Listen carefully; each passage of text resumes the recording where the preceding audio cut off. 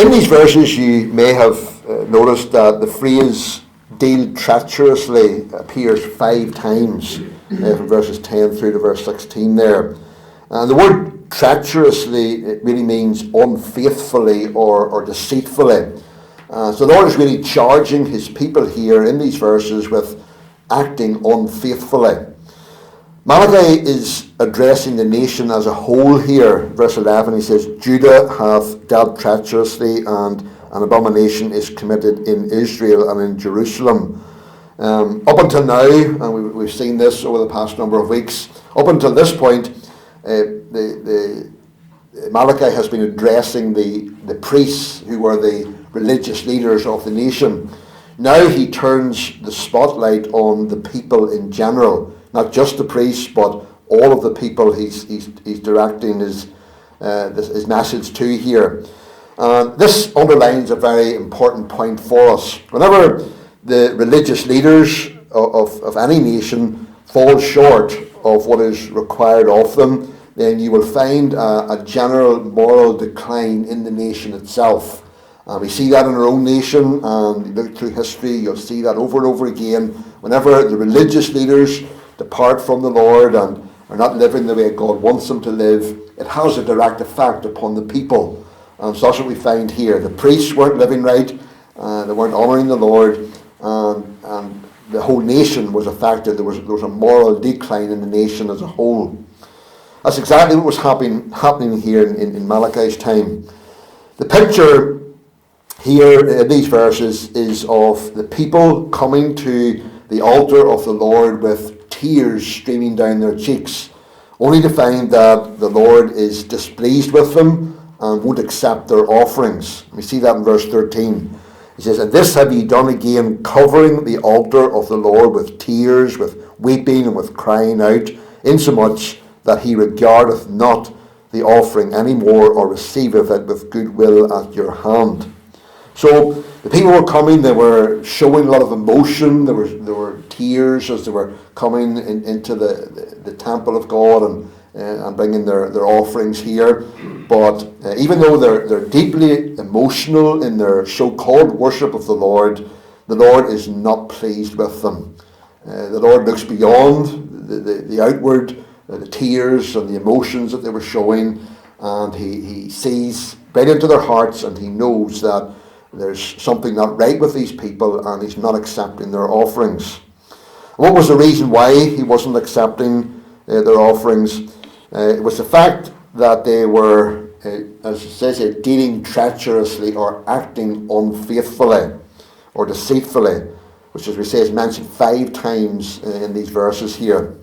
So what does the Lord have to say here about this unfaithful acting of the people? Well, 3 things. First of all, the manifestation of this unfaithful acting. The manifestation of this unfaithful acting. This unfaithful acting of the people was particularly manifested in what is called in verse 11 as profaning the holiness or the sacred thing of the Lord. What is that referring to? That's referring to God's covenant relationship with them as a nation. God had brought the nation of Israel out of the land of Egypt, and he had brought them into a covenant with himself. This meant that God was their God, they were his special people, and in order to safeguard that relationship that God had with them, that covenant relationship, God had forbidden the people to intermarry with the heathen nations around them. They were only to marry inside their own nation. They were not to marry outside their own nation and take wives from among the heathen nations around them, those who worship false gods. Deuteronomy 7:3-4 it says, Neither shalt thou make marriages with them, for they will turn away thy son from following me, that they may serve other gods. So will the anger of the Lord be kindled against you and destroy thee suddenly. So, because God was in this special covenant relationship with the nation, and he wanted to guard that relationship, he wanted them to be his people, he wanted them to honour him, then he forbid them to marry wives outside their own nation and from among the heathen nations, those who worshipped other gods, because he knew that they did that those wives would lead the people's hearts astray, would turn them away from him, basically would destroy their relationship with him. What were the people doing in Malachi's day? In verse 11 it says, "For Judah hath profaned the holiness of the Lord, which he loved, and hath married the daughter of a strange god." And verse 14, "Yet ye say, Wherefore? Because the Lord hath been witness between thee and the wife of thy youth, against whom thou hast dealt treacherously. Yet is she thy companion, and the wife of thy covenant." It was seen from this that what was happening to the nation was the men were actually divorcing their wives, and they were marrying more attractive women from the pagan nations around them. They were trading their wives in, as it were, for younger models perhaps, and marrying these wives from the other pagan nations, and divorcing their own wives. So they were guilty really of two sins there. They were guilty of the sin of mixed marriage, they as God's people marrying those who were not God's people, and also the sin of broken marriage. They were divorcing their wives in order to do that. God is in a covenant relationship with us as his believing people. He wants to safeguard that relationship, and that's why he has commanded us to be a separated people. He has commanded us not to enter into unholy alliances with unsaved people, whether it's marriage or business or any other type of working relationship. Unsaved people, we must remember, have a worldly mindset which excludes God. They will run their business, they will, whatever it is, they do it without God and excluding God. And they will, if we enter into alliances with them, then they will always drag us down and away from God. You've heard the argument before about young girls perhaps dating a Christian, dating someone who's not saved, and they say, "Oh, I'll maybe have to win them to the Lord." That rarely ever happens. It usually goes the other way, where the unsaved one drags the saved person their way. If you want to turn to 2 Corinthians chapter 6, verses 14 to 16, where God commands us as his people to be a separated people, to not to be in fellowship with those who don't know him. 2 Corinthians 6, 14 to 16, it says, "Be ye not unequally yoked together with unbelievers. For what fellowship hath righteousness with unrighteousness? And what communion hath light with darkness? And what concord hath Christ with Belial? Or what part hath he that believeth with an infidel? And what agreement hath the temple of God with idols? For ye are the temple of the living God, as God hath said, I will dwell in them and walk in them, and I will be their God, and they shall be my people." So a very clear command from God to us as his people, not to be unequally yoked together with unbelievers. And that refers to more than just marriage. It of course refers to marriage, but other alliances and entering into agreements with and doing things together with unsaved people. What fellowship hath light with darkness? You can't mix light and darkness. You can't. We say, what fellowship hath righteousness with unrighteousness? It just doesn't work. God wants us to be his separated people in every area of our lives. He wants to guard that special relationship, that covenant relationship that he has with us. And so that's why he's commanded us not to not be unequally yoked together with unbelievers. But as well as being guilty of the sin of mixed marriage, we find that the nation here in Malachi's time was also, as we say, guilty of the sin of broken marriage. And this was a very serious sin, as it is in every age. God says in verse 16 that he hates divorce. Verse 16 it says, "For the Lord, the God of Israel, saith that he hateth putting away or divorce." God hates divorce. And to blatantly disregard the marriage vows is abominable to God, who ordained the blessed union of marriage. And we'll see that more of that in a minute. God ordained marriage for our blessing, for our good.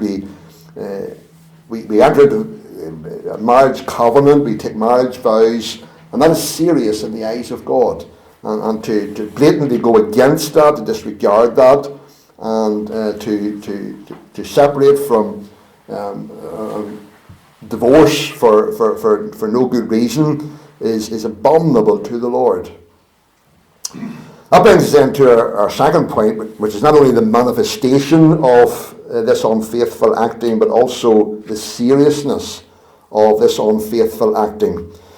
Malachi reminds the people in verse 10, "Have we not all one Father? Hath not one God created us? Why do we deal treacherously every man against his brother by profaning the covenant of our fathers?"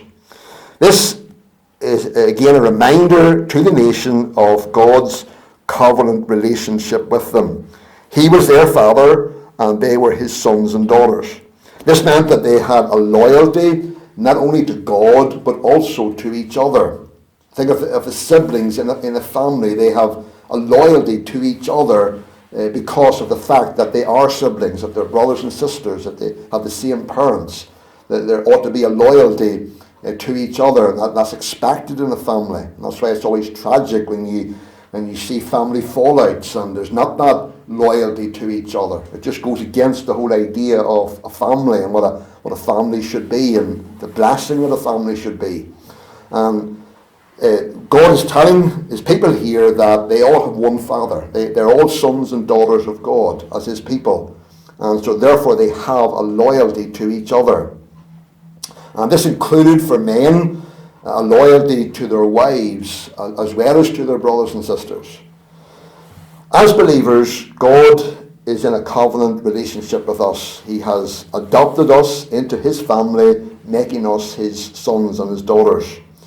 2 Corinthians 6:18 says, "And will be a father unto you, and ye shall be my sons and daughters, saith the Lord Almighty." This means that we, as believers, as part of God's family, we have a loyalty not only to God, but also to each other. Because of this covenant relationship that we're in together with our Heavenly Father, we don't have the right to be disloyal to each other. And whenever there's fighting and bickering going on amongst God's people, it's absolutely going against what God has brought us into, the blessing of being sons and daughters of his together, of being siblings, as it were, in the family of God. We have a right, we have an obligation to be loyal to each other and not to be fighting. We have a covenant obligation to love and to honour each other as brothers and sisters in Christ. And for men, this includes our wives. For the people in Malachi's day, they were being unfaithful to their marriage covenant. They were divorcing their wives in order to marry these pagan wives. Verse 14 says, "Yet ye say, Wherefore? Because the Lord hath been witness between thee and the wife of thy youth, against whom thou hast dealt treacherously, yet is she thy companion and the wife of thy covenant." God says you're acting unfaithfully to your marriage covenant, which means that ultimately you're acting unfaithfully to my covenant with you, the covenant relationship that I am in with you. You see, marriage is not just a social arrangement that has been formed by men, but rather marriage was ordained and designed by God himself. Marriage is not a human institution, wasn't designed by men, but by God. God ordained it. Genesis 2:24 at the beginning, "Therefore shall a man leave his father and his mother, and shall cleave unto his wife, and they shall be one flesh." So right from the very beginning, God ordained marriage. God designed marriage as not merely a personal commitment between a man and a woman. It is that. But God also designed marriage as a social institution that has significance beyond the couple themselves. This is why we are seeing in our society. With the breakdown of marriage, we are witnessing the breakdown of society. We see that sadly all around us. Juvenile delinquency, social disorder, crime, and a whole host of evils are on the increase. And a lot of it comes back to the fact that the marriages are broken up, and there's single parent families and all the rest of it. We're going against what God has designed for our good and what He's created for our good and blessing. And so marriage goes beyond just a couple themselves, but has an influence on society as a whole. With the breakdown of marriage, you will see the breakdown of society. Remember, we always answer first and foremost to God for everything. That's something we tend to forget. We look at things so often from a human point of view and how this affects us, but first and foremost, we should always see that we answer first and foremost to God. This is why we must honour our marriage vows and be faithful to our spouse. When we don't, it's God that's being dishonoured. He's the one who ordained marriage, and the covenant of marriage and the whole marriage relationship. And so whenever we are unfaithful, we are dishonouring God Himself. So often whenever marriages are breaking down, or when they have broken down, our primary focus is on the couple themselves or on the children. And that's right in its place. We should be concerned about the children and even about the individuals when a marriage breaks up. That has its place. But primarily, we should be concerned about how this is affecting the honour and glory of God, especially if it's a Christian marriage. And sadly, Christian marriages are breaking up. And the tragedy is, beyond the heartache and what the pain that family experiences, beyond that, ultimately, is God is being dishonoured. The world is looking on. They're seeing these are professing Christians, and yet this is how they are. And ultimately, God is being dishonoured. Our primary concern should be for the glory of God, the one who designed and ordained marriage for our good and for His glory. God goes on to say to His people in verse 15, and did not He make one, yet had He the residue of the Spirit, and wherefore one, that He might seek a godly seed. Therefore take heed to your spirit, and let none deal treacherously against the wife of his youth. Malachi makes it clear here that God designed marriage in a certain way. At the beginning, God created only one companion for Adam. And I often brought this up to the people out there in Guinea, because being Muslim, they're allowed up to 4 wives, even though some of them had more than that. But I always brought them back to, what did God do at the beginning? He made one wife for Adam.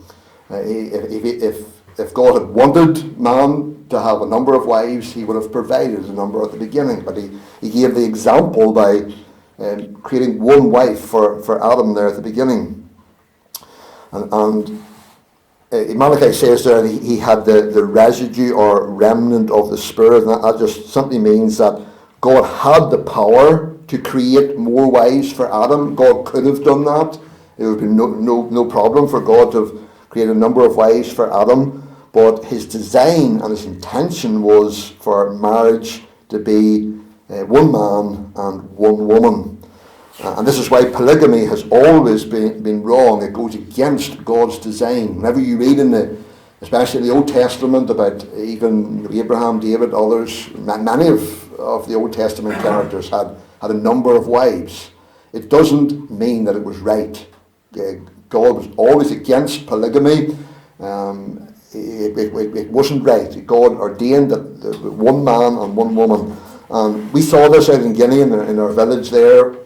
Often there was rivalry between, if you had 2, 3 wives and each one of them had children, there was often rivalry between them, and it came back to the fact that one man couldn't treat all his wives equally, and so therefore there was jealousy and all the rest of it, and all sorts of problems. And that's because we're going against God's design, what he designed. He designed one man and one woman. And it's also serious because if there are our children, they're also involved. What is God's design and purpose for children within a marriage? It says there in verse 15 that he might seek a godly seed. So this is another reason why God wanted his people to be faithful to their marriages. He wanted there to be a godly seed. He wanted children within the marriage to be brought up in the ways of the Lord, to be set a good example by their parents, and to be taught and instructed in the ways of the Lord, seeing that not only receiving that not only by instruction but also by example, seeing their parents living godly, and God's design is then for children to come to know him, a godly seed, that his truth may continue through the generations. And this is true in all ages. It's only whenever both parents are faithful to their marriage vows that children can have the security that provides the basis for godly living. John Benton, a commentator, said this: he is seeking godly offspring. He is looking for our children to become disciples. Of course, there is no guarantee that children of Christian parents will automatically embrace the faith of their parents, but we must realize that an unhappy Christian marriage, where the thought life, and therefore probably the words and actions of the partners, is far from perfect harmony, will be a profound obstacle to our children becoming Christians. And I believe that is true. Whenever children rebel, sometimes it's not the fault of the parents. The parents, they have done all in their power to bring them up as best they could in the ways of the Lord, and sometimes they still rebel and go against the Lord. But sometimes it can be the fault of the parents. Parents have a great responsibility as far as their children are concerned. And those of us who have children, we realised that as we brought them up. It was so vital that we set them the right example, that they could see in us what a true Christian is. If we have discredited the Lord's name in the eyes of our children through what they have seen in our marriage, perhaps seeing us fighting, bickering, whatever, and they then turn their backs on the things of God as a result of that, then we are responsible, and that is a serious matter. All of this is why God says in verse 16 that he hates divorce, and why the unfaithfulness of the Israelites to the marriage covenant was such a serious issue, and why it still is today. So we have the manifestation of this unfaithful acting, the seriousness of it, and then thirdly, the remedy for this unfaithful acting. Twice in these verses here, Malachi urges the people to take heed to their spirits, that they don't deal treacherously or act unfaithfully.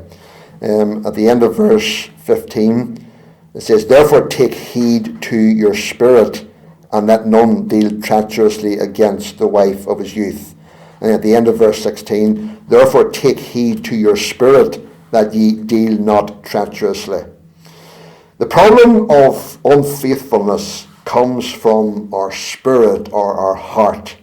It's so easy to excuse our unfaithfulness in any area of our Christian lives. So easy to excuse it by circumstances. Say, I couldn't help doing that. The circumstances weren't favourable or whatever. But Malachi reminds us here that unfaithfulness in any area of our lives comes from a heart that is not right with God. Proverbs 4:23 says, keep thy heart with all diligence, for out of it are the issues of life. And how important it is that we keep our hearts, that we make sure our hearts are right with God, that we're walking with God, that our consciences are clear, and that we're honouring him in our hearts.